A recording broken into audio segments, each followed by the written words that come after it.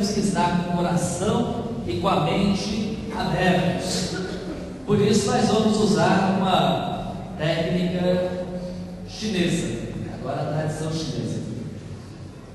Já o microfone, porque senão não consigo usar sua mão. Vamos esfregar as nossas mãos bastante, né?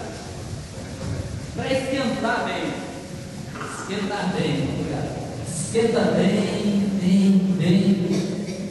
E nós vamos passar as nossas mãos no nosso rosto, como se a gente estivesse lavando. Quem lavou o rosto em casa, aproveita agora. Esfrega bem no rosto, como se estivesse lavando ele. E aí a gente então ativa a nossa circulação, a nossa energia pelo corpo inteiro, massageando o rosto, esfregando bem, lavando ele e abrindo a nossa mente. E agora vamos abrir o nosso coração com as pontas dos dedos, né? A mão em colcha, batendo bem no centro aqui do peito, bem no centro. Vamos bater bem forte, bem rápido, no centro aí. Porque alguns vai doer, né? Aqueles que doem é porque está mais sensível, né? Alguma emoção está aí, batendo forte, talvez querendo sair, né? E assim a gente abre então o nosso coração para a gente poder ouvir a palavra. E aí a gente vai cantar então o refrão assim: Tua palavra é lâmpada para os teus pés, Senhor. Repete. Tua palavra é lâmpada para os teus pés, Senhor. Lâmpada para os meus pés, Senhor. Luz para o meu caminho. Lâmpada para os meus pés, Senhor.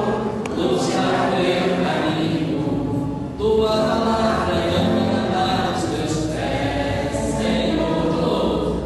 Tua palavra é lâmpada para os teus pés, Senhor. Lâmpada para os teus pés, Senhor.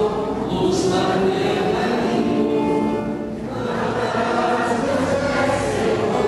Luz para o meu caminho. Tua palavra é lâmpada para os teus pés, Senhor. Tua palavra é lâmpada para os teus pés, Senhor.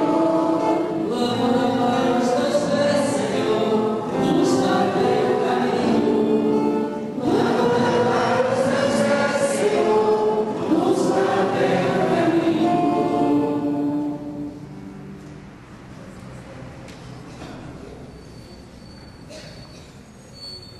Disse Jesus: a quem compararemos o reino de Deus? Ou com que parábola o representaremos? A gente orientar a nossa conversa. A primeira é a semente que por si mesma ela germina, independente da vontade do semeador.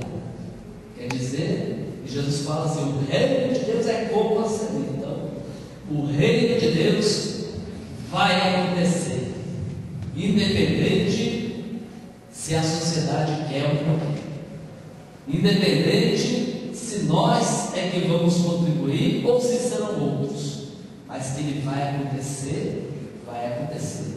Por isso eu quero estar no meio disso. Segundo ponto, diz bem a gente, as comunidades eclesiais de base é como um grão de mostarda, pequeno de todos, mas que produz e muito, e os outros vêm se acolher sobre ele. E olha, comunidades de base não é comunidade qualquer, mas é aquela comunidade que já dentro da semente já carrega essa grande árvore. Então, se nós queremos ser essa grande árvore, se nós somos essa semente, significa que nós já temos essa semente dentro da gente.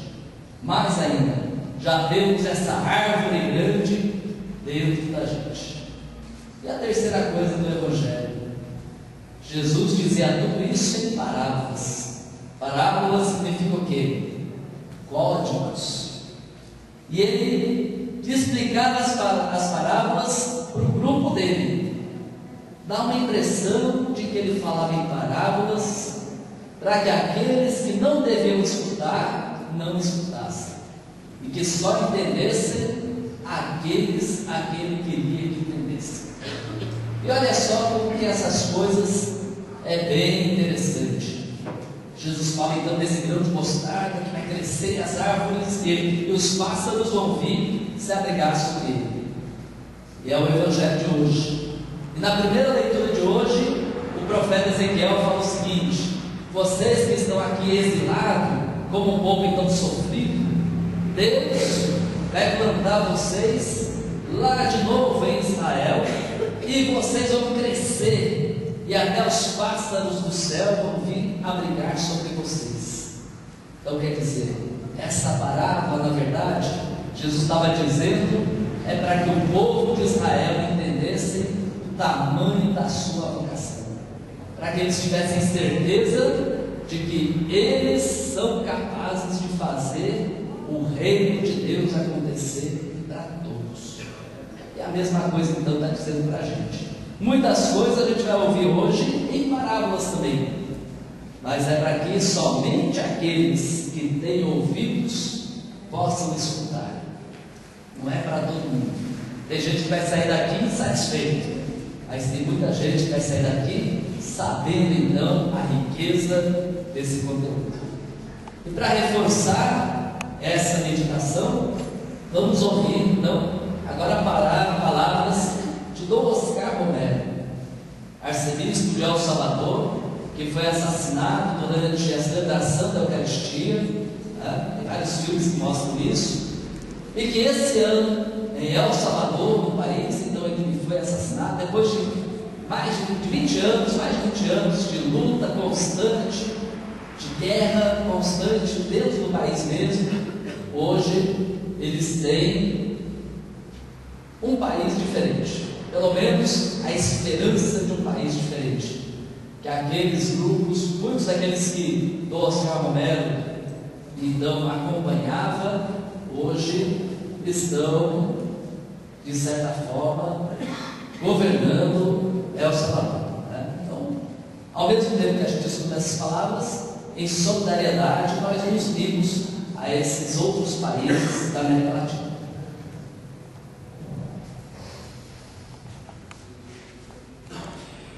Quem não ama não deve chamar-se cristão.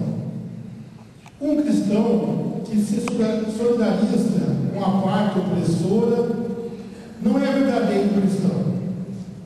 É inconcebível que alguém se considere cristão e não tome, como Cristo, a opção preferencial pelos pobres. Nenhum cristão deve dizer: não me meto, não me comprometo, porque será mau cristão e mau cidadão.